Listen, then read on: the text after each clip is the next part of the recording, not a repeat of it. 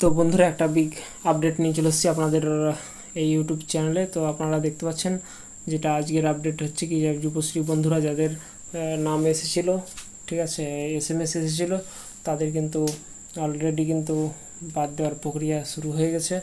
তো এখনও যাদের SMS এই ধরনের আসেনি, যারা ডবল ভাতা পান, তাদের জন্য একটা নোটিশ করেছে। তো নোটিশটা অবশ্যই আমি একটা এক্সচেঞ্জের দেখাবো, ঠিক আছে। তো বন্ধুরা, চলুন আমরা দেখে নেই যে কি রয়েছে যুবশ্রীদের জন্য, যাদের এখনও SMS আসেনি কিন্তু ডবল ভাতা পাচ্ছেন, দুইজন ভাতা পাচ্ছেন পরিবারের, ঠিক আছে। তো তার আগে একটা কথা বলে রাখি আপনারাকে, নেটটা খুলছে না এখানে।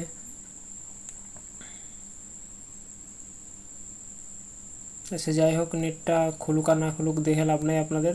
যেটা বলছি যে আপনাদের ধরেন দুইজন ভাতা পান, কিন্তু একজনের ধরুন দুইজন ভাতা পান, ঠিক আছে।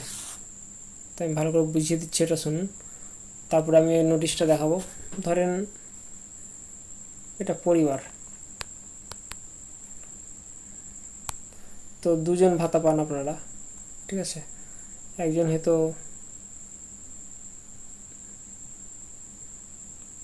ভাই, দাদা, ঠিক আছে, আমি আপনাকে স্পষ্টভাবে বুঝিয়ে দিচ্ছি।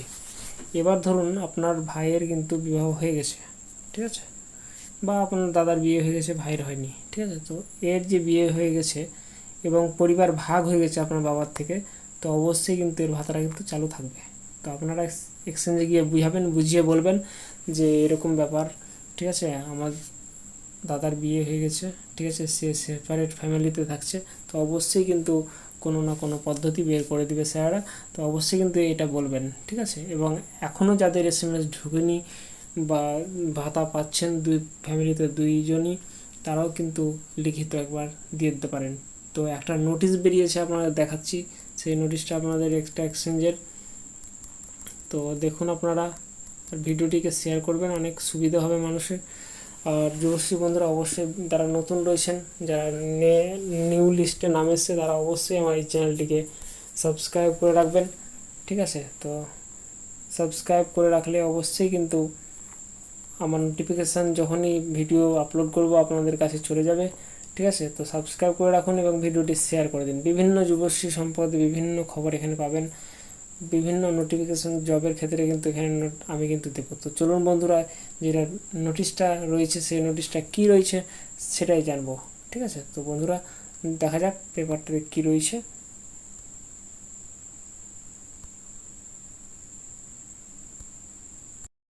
তো এখানে এই যে দেখতে পাচ্ছেন, লালবাগ এমপ্লয়মেন্ট এক্সচেঞ্জ অফিসের একটা নোটিশ, ঠিক আছে। সেই নোটিশটাতে কী রয়েছে আমরা দেখব। হ্যাঁ, তো বন্ধুরা অবশ্যই ভিডিওটিকে শেয়ার করে দেবেন এবং লাইকটা করে দেবেন, ঠিক আছে।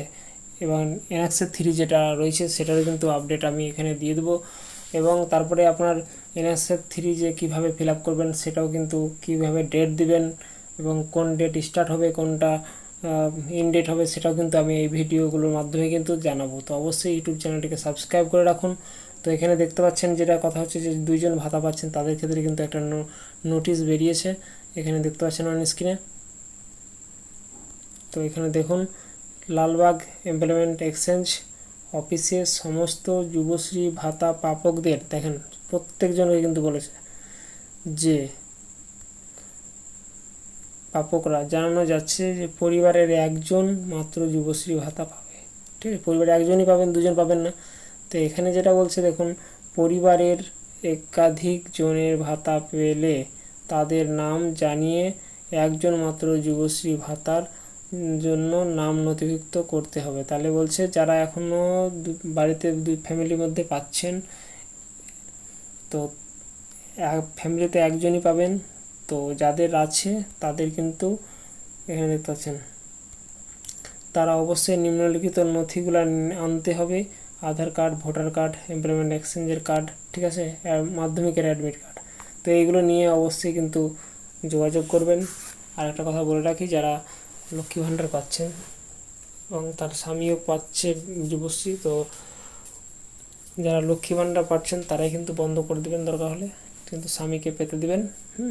তো বন্ধুরা, ভিডিওটি কেমন লাগলো কমেন্ট বক্সে জানাবেন এবং ভিডিওটিকে যত পারবেন শেয়ার করবেন এবং চ্যানেলটিকে অবশ্যই সাবস্ক্রাইব করে রাখবেন। ঠিক আছে, তো বেশি কথা নয়, ভালো থাকবেন, সুস্থ থাকবেন। জয় হিন্দ, জয় ভারত।